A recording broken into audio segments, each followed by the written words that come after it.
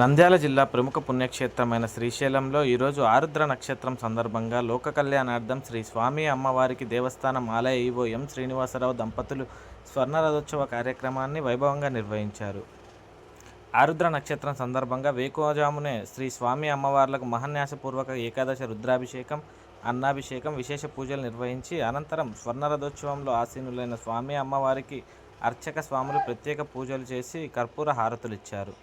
స్వర్ణరథాన్ని ఆలయ ఎదురుగా గంగాధర మండపం నుండి నంది మండపం వరకు, నంది మండపం నుండి మళ్ళీ గంగాధర మండపం వరకు భక్తుల కోలాటాల నడుమ గిరిజన నృత్యాలు, మేళతాళాలతో వైభవంగా జరిగింది.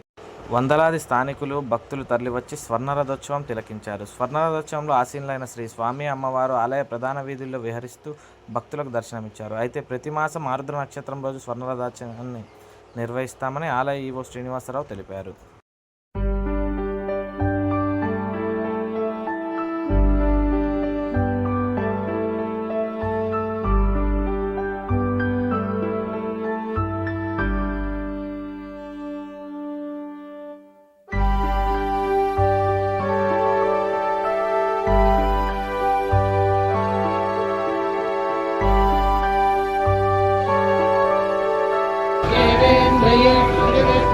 సమరాందాసమేత మల్లికాగమః స్వామిదేవతా సంపూర్ణ కృపాకటాక్ష వీక్షణ ఫల సిద్ధిరస్తు.